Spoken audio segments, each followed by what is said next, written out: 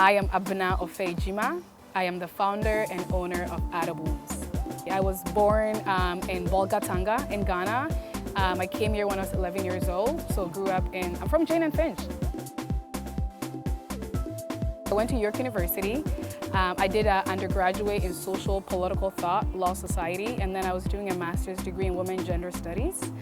About 2-3 years ago, I was doing a PhD at McMaster University in social work. I was doing a bit of research around looking at Black farming settlements and Black farming history in Canada. I became really interested around food and farming in Ghana. So I flew to Ghana, did a bit of research on ancestral indigenous food, went to different farms in the Upper East region, fell in love, came back, quit my education and started my business. Ancestral foods are foods that are indigenous to a particular geographic region. So these are foods that our great-great-grandparents were eating, that are local to our tradition, local to the environment, and local to our culture and storytelling as well. I started working at the Black Creek Farm in 2014, and I actually came because I struggled with a lot of allergies. And then when I got here, I learned how to grow food, and it had a huge impact. You know, just to be able to see a seed on the ground, right, and see how food grows, learning about organic food, learning about the history of just farming, indigenous community, it had a huge impact on my life, you know. It's one of the reasons why I actually started my business, Adda Blooms. I thought the baobab tree just really symbolized the African continent, right? It's big, it's large, it's lived for 10,000 years. So when I came in 2017, it was very small. I started by just selling the baobab powder. And then in 2018, I started making a lot of beverages and juices and adding the baobab powder to it. And so the whole of 2018, I was selling juices and beverages. And then 2019 was when I decided to shift the focus and just to sell the powders and to make snacks with it as well. So baobab is high in vitamin C, which is great for your skin health. It has 6 times more vitamin C than you can actually get in an orange. It's also high in fiber, so for a lot of people experiencing like digestive issues, baobab is great to also support you with that. It also has the highest antioxidant in any foods, and antioxidants helps fight free radicals. So I also have the tiger nuts here. We call it ataje. Tiger nuts is absolutely delicious. So tiger nuts are not nuts. They are root vegetables, actually. Very delicious. You could use them to make nut-free milk. So I also sell the powder, and I also make snacks with them. All the indigenous foods that I sell, the baobab whole food powder and the tiger nut powder, are all coming from Ghana, and they're coming directly from farmers. So a big part of the value of my business is to make sure that we're buying foods directly from farmers.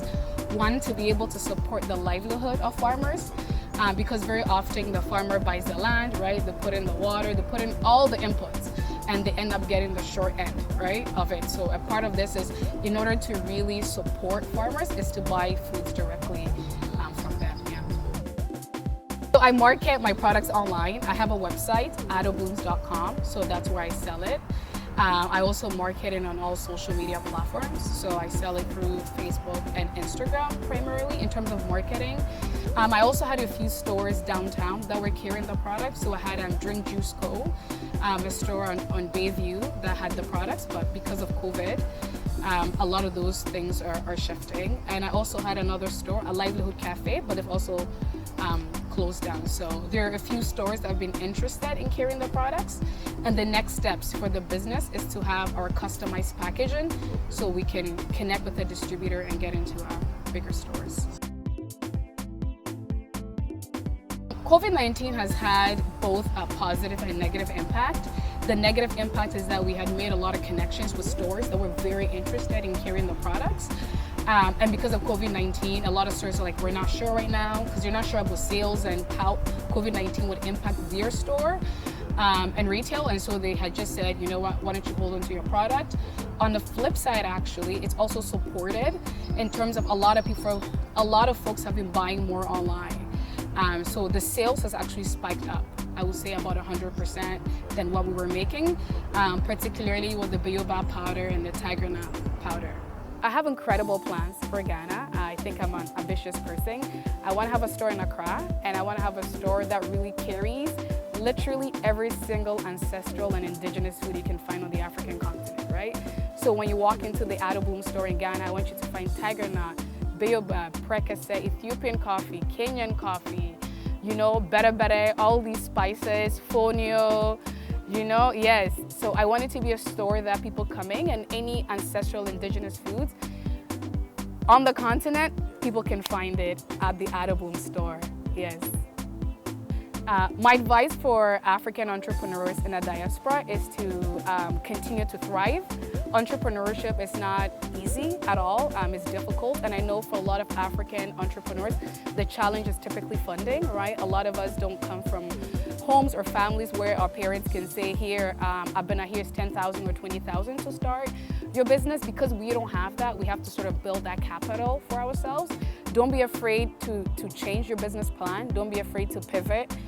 Don't be afraid to fail. I would say failure is incredible because it teaches you to take a different direction, right? Failure it's advice and feedback from life, right?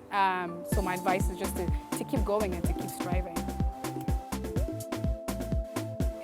Hello, my name is Abena, I'm founder and CEO of Adda Blooms, and you are watching GhanalinxTV.